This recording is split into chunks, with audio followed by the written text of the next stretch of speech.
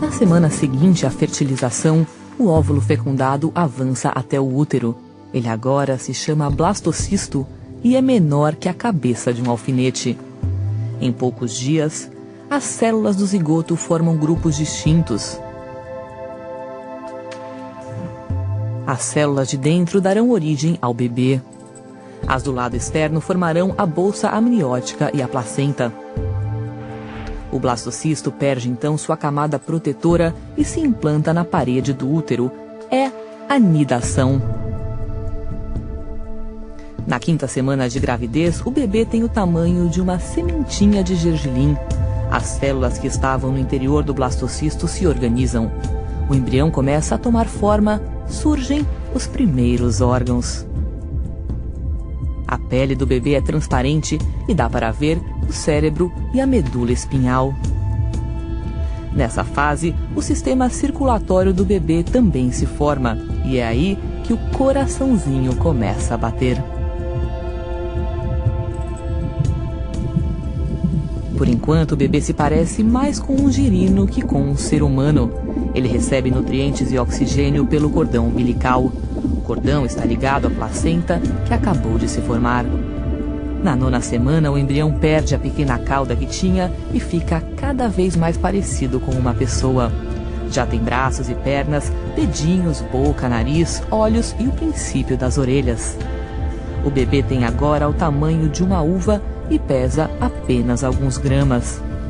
É incrível como uma única célula pode se transformar tão rápido na inconfundível silhueta de um bebezinho.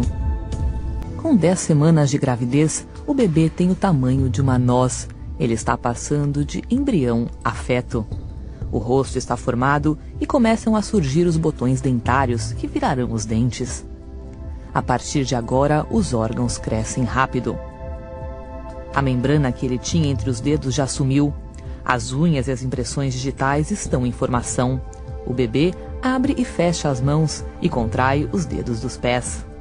Graças aos reflexos e aos músculos, o bebê se mexe bastante.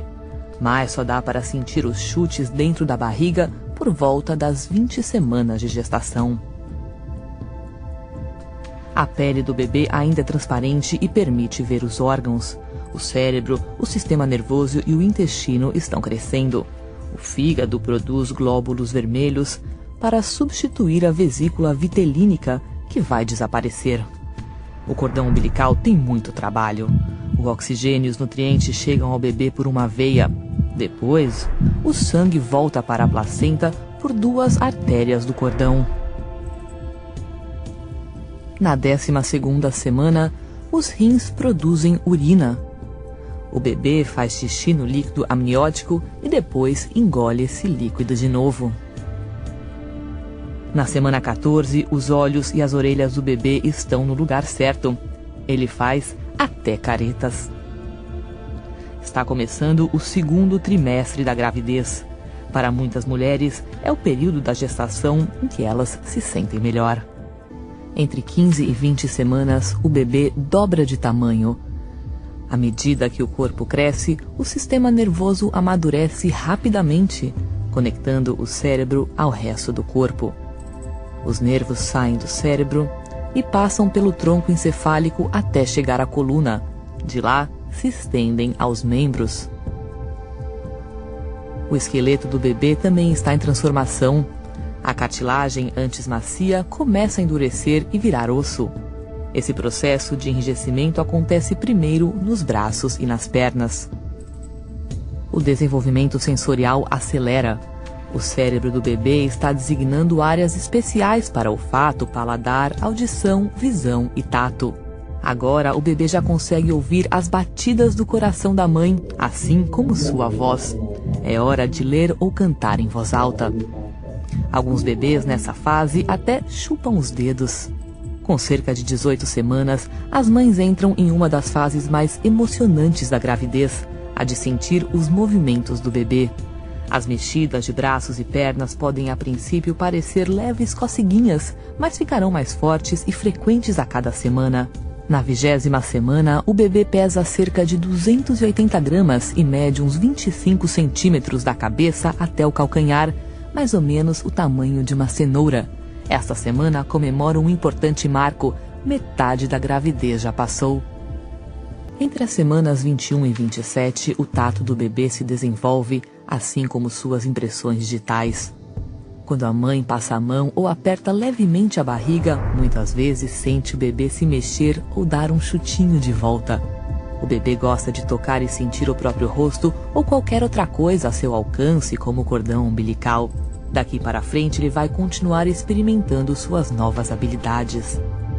Com cerca de 23 semanas, o bebê já engole e em breve seus soluços ficarão perceptíveis. Esses soluços são uma parte absolutamente normal do desenvolvimento e podem ocorrer várias vezes ao dia. Os pulmões também estão formando milhões de minúsculas ramificações chamadas bronquíolos. Por incrível que pareça, o bebê está treinando a respiração. Através dela, ele põe líquido amniótico para dentro e para fora dos pulmões. Na 24ª semana, um bebê é capaz de sobreviver fora do útero, só que com grande ajuda médica. Na semana 27, as pálpebras do bebê se abrem por reflexo, mas ele ainda não enxerga. Os lábios estão formados e ele conta com pequenas papilas gustativas na língua. Seu peso é de cerca de 900 gramas e a altura de mais ou menos 37 centímetros. Agora só falta um trimestre para o bebê nascer. Aqui começa o último trimestre de gestação. Com 28 semanas, o bebê pesa pouco mais que 900 gramas. Seu peso triplicará até o nascimento e produzirá uma camada de gordura para ajudar a mantê-lo aquecido fora do útero. O esqueleto do bebê está endurecendo, mas os ossos do crânio ainda não se fundiram. Na hora do parto, eles vão se aproximar para a cabeça passar com mais facilidade. Bilhões de neurônios já existem para criar conexões cerebrais que serão essenciais no aprendizado dentro e fora da barriga da mãe.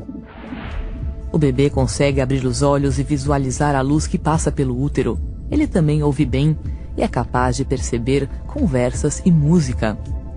Com a aproximação do parto, a pele do bebê perde pedacinhos do verniz caseoso, uma substância esbranquiçada que recobre todo o corpo para protegê-lo do líquido amniótico.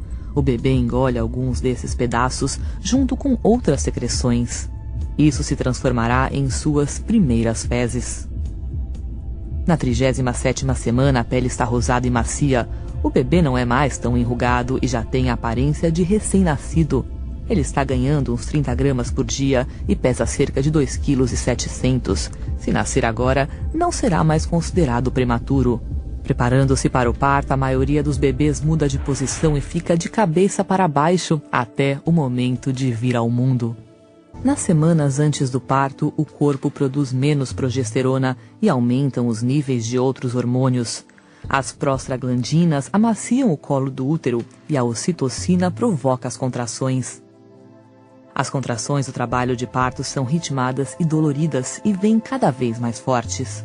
Os músculos verticais uterinos se tensionam e fazem o colo do útero abrir. Os músculos no alto do útero contraem e relaxam, empurrando o bebê para baixo.